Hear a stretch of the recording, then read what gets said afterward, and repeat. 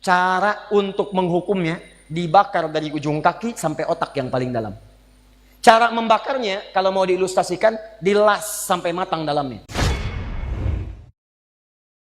Jangankan alam kubur, beda tempat di dunia saja, sudah beda keadaannya. Anda orang Indonesia, ingin datang ke Malaysia, kalau bekalnya tidak ada Anda bawa, tidak akan mungkin Anda bisa masuk. Apa di antara bekalnya? Ada paspor yang mesti distempel begitu masuk imigrasi. Pergi lebih jauh lagi, misalnya saya pengen ke Australia, maka Anda harus ngajukan untuk mendapatkan visa. Lebih jauh ke Amerika, visanya bisa lebih sulit lagi. Maka bagaimana dengan alam kubur yang sifat keadaannya beda dengan dunia? Makanya bekalnya pun tidak akan sama. Jadi kalau Anda cuma mengumpulkan bekal dunia, maka semua bekal itu akan ditinggalkan saat di dunia.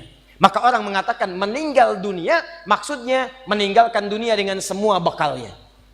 Nih, maaf ya, jam dunia, baju dunia, handphone dunia, gelas dunia. Jadi semua yang kita dapatkan di dunia, rumah yang luaskah, mobil yang mewahkah, pakaian yang glamorkah, kalau sudah meninggalkan semua alam dunia itu, maka hilanglah semua yang kita kenakan. Habis semua kita tinggalkan. Walaupun Anda koleksi yang bagus-bagus, tetap tidak akan pernah dibawa. Jangankan Anda, yang mengantarkan saja tidak akan menyertakan. Silahkan cek. Anda punya koleksi mobil paling bagus, apakah saat wafat dikuburkan dengan mobilnya? Tidak. Anda punya handphone paling mewah, kenangan tingkat tinggi. Di handphone itu suka dipakai bikin status tentang hadis, tentang ayat, tentang tafsir. Tiba-tiba ketika akan wafat, Anda wasiat kepada istri Anda tercinta. Mama, ini handphone kesayangan Papa. Handphone bekal ibadah. Tolong kalau meninggal, kuburkan dengan handphonenya. Kalau Mama kangen, miss call aja. Mustahil. Tuh air, mereknya Bengkulu Fillah. Nikmat di dunia. Tapi apakah ketika masuk ke alam kubur dibawa? Tidak. Selesai. Maka bagian pertama, Anda mesti sadar, ini yang mau saya sampaikan. Dan dari sini, saya akan lebih fokus kepada apa yang ingin saya sampaikan. Kita mesti sadar teman-teman sekalian, pertama kata Allah kita akan wafat. Antum akan meninggal. Wafat. Wafat. Wafat. Wafat. Jadi, antum kalau melihat di cermin tuh, ngaca dulu, ngaca. Tunjuk wajah antum, wafat. Kamu akan wafat. Ketika Anda sadar Anda akan wafat, meninggalkan dunia ini, maka Anda mesti paham, udah punya bekal belum untuk pulang? Udah punya persiapan belum? Jangan-jangan Anda sibuk menyalakan rumah dunia Anda. Begitu padam listriknya, sibuk telepon PLN, telepon ini, telepon itu. Masuk ke alam kubur nggak ada cahaya, mau PLN mana yang dihubungi?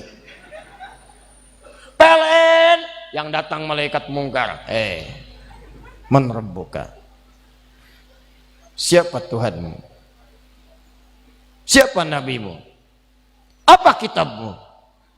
PLN. Gelap. Gelap dan gelap.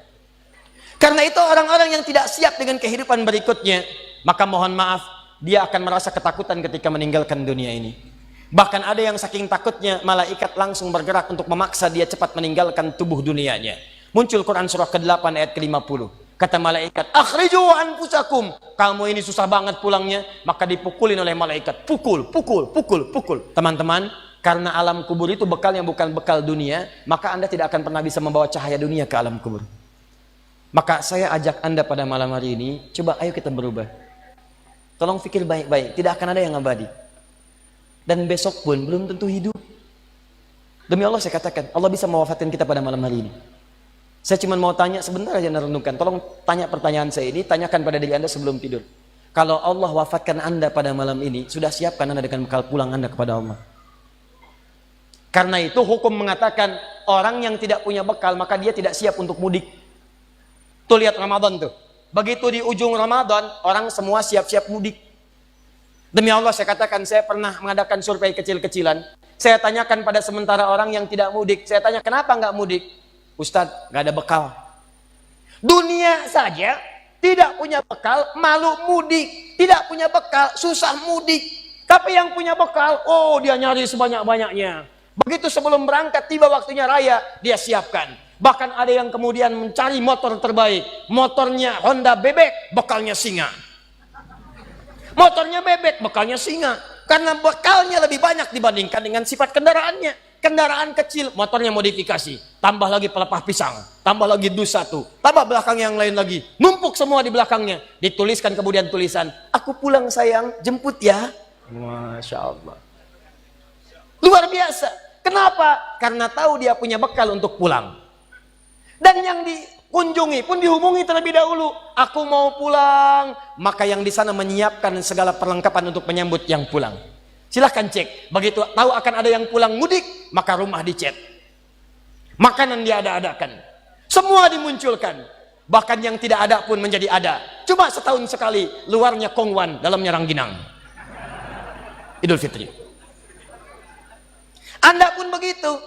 Jadi kalau dunia saja punya sifat mudik, maka akhirat pun demikian. Orang-orang yang punya petaknya cuma dunia saja, maka selesai hidupnya di sini.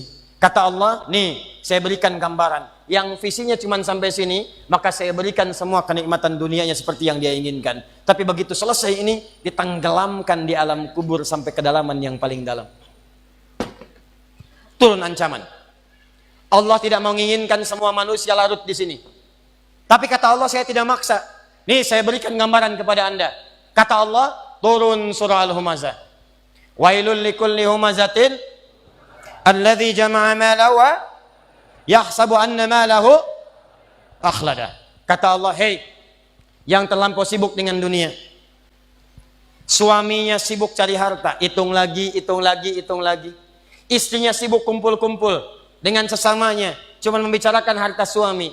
Sosialita yang senang dengan kumpul-kumpul saja, tidak ada manfaatnya, cuman ngobrol, cuman gibah, cuma macam-macam. Makanya ketika menyebutkan kalimat saling cela, saling ngobrol, menggunakan tak marbutah. Tak marbutah menunjuk pada perempuan. Wailul likulli humazatil lumazah, pakai tak, sedangkan tak sifat menunjuk pada perempuan. Muslim laki-laki, kalau ingin jadikan perempuan tambah tak di ujungnya, muslimah. Mukmin laki-laki, perempuan mukminah. Soim laki-laki, perempuan. Wah, itu dia. Alladzi jama'a malahu wa addada, yang suaminya sibuk cuma ngumpulin harta dunia saja, nggak pernah mikir akhirat. Bekal akhirat nggak ada. Nanti kita akan lihat apa bekal akhirat. Nggak pernah mikir, yang penting dunia, dunia, dunia, dunia, dunia. Kerja, harta, rumah, mobil, uang, dolar, semua kumpulkan. Maka yang seperti itu kata Allah, kamu mesti ingat ya. Orang yang sudah berpikir begitu saat di dunia, saya akan siapkan neraka paling spesial saat di akhirat. Namanya Hutamah. Neraka Hutamah ini beda dengan neraka biasa.